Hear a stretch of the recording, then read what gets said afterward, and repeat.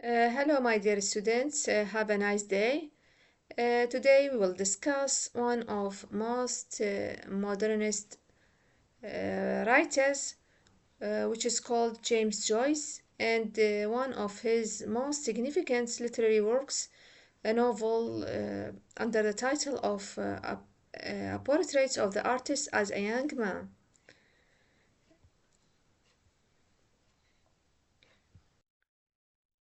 Uh, his life uh, is characterized with many struggles and many difficulties he faces during his life. Okay, if I want to mention to his young age, young Joyce ideology, Joyce born in Dublin in 1882, educated as adjusted schools in Dublin, including the University College, studies Italian, German, and French literatures and languages, and obviously English literature.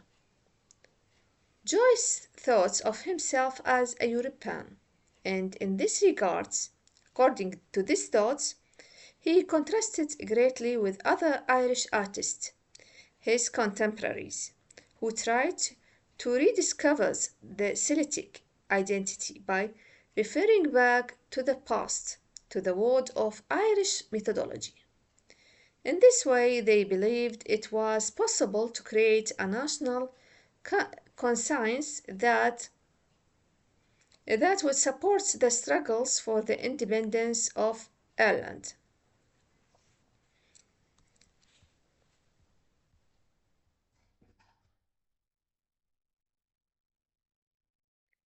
Joyce instead thought the only way to develop Ireland's awareness was by offering a realistic portrait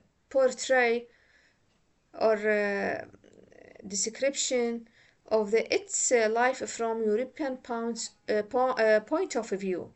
For this reason, he left Ireland and went to France first, and then to Italy, where he settled and worked in Trieste, yes, and Roman. Even if he went into voluntary exile, means in Arabic المنفى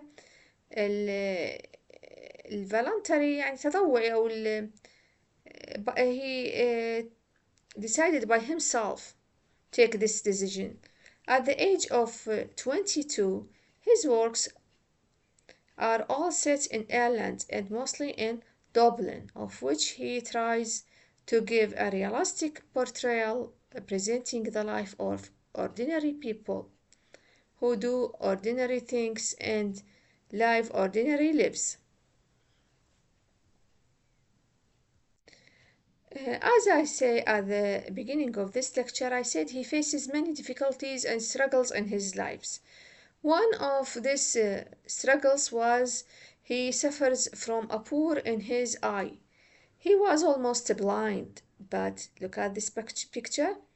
But this physical problem was compensated by his keen sense of hearing, and the sounds of words was very important to him.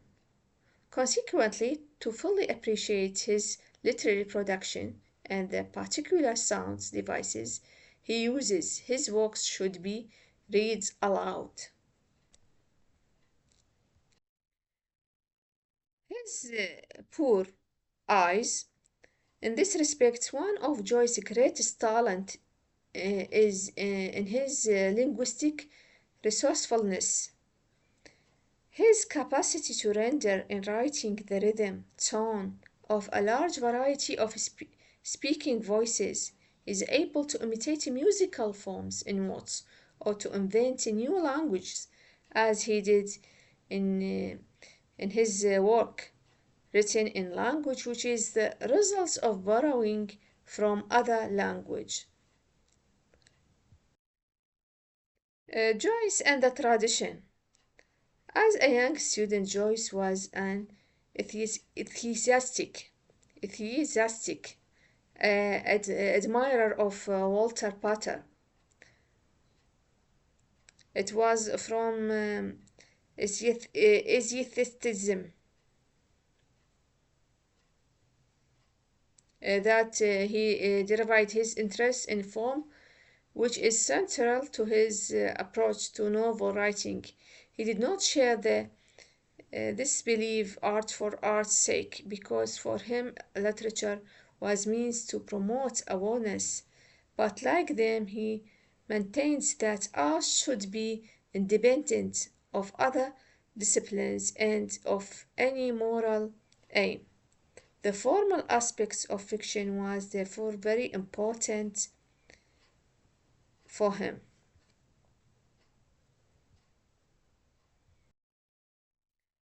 Impersonality of the artist. Joyce believed in the impersonality of the artist, whose task was to render life objectively. According to him, the artist did not have to express his own point of view. He did not have to teach or convince, but he simply had to make people become aware of reality through their own perceptions of it. This necessarily led to the isolations and detachments of the artist from society.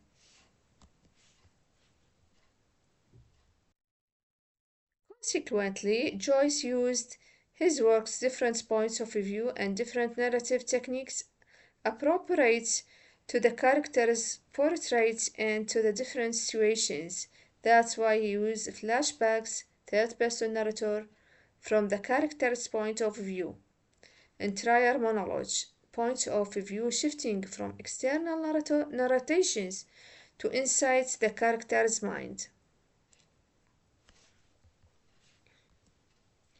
Subjective perceptions of time. Joyce's stories and novel open in medias res, in the middle of things, with the analysis of a particular moment, and the portrait of the character is based on introspections rather than description. In the same way, the accurate description of Dublin is derived from the character's mind's floating.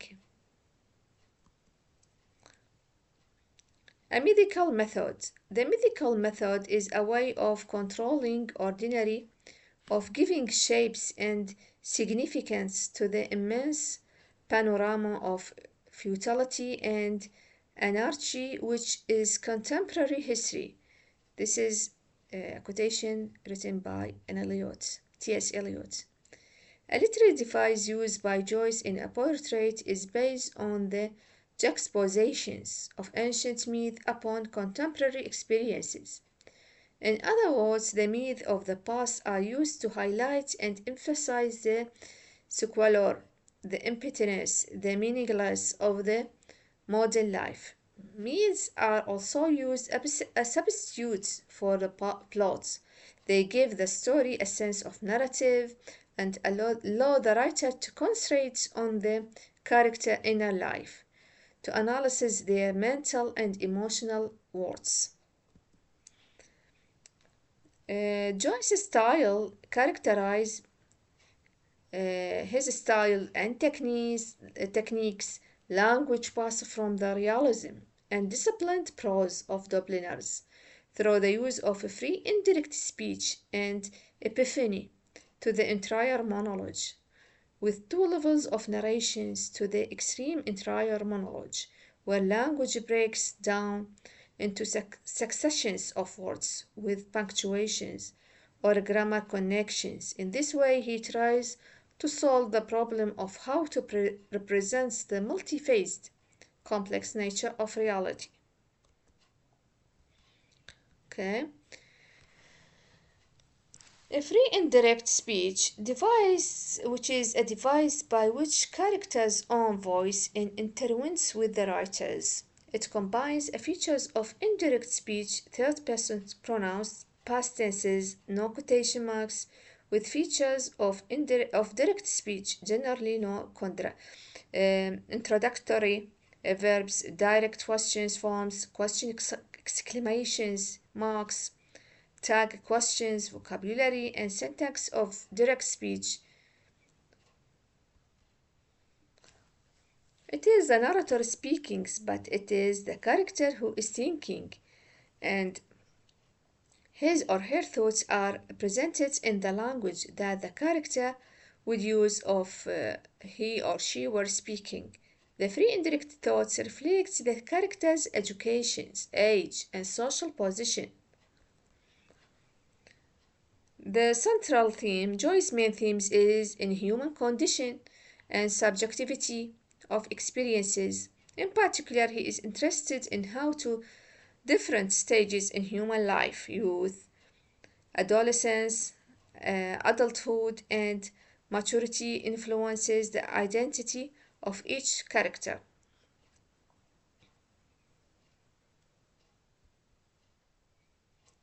Okay,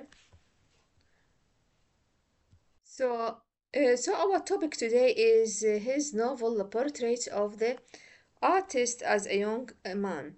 The portrait is written in the third person omniscient. Although Joyce is telling us about Stephen's stories, we often feel inside Stephen's head. For the most part, we see only what Stephen sees and we know only what he knows. We are just far enough outside of Stephen that we are free to pass judgments on him and wonder what he will do next.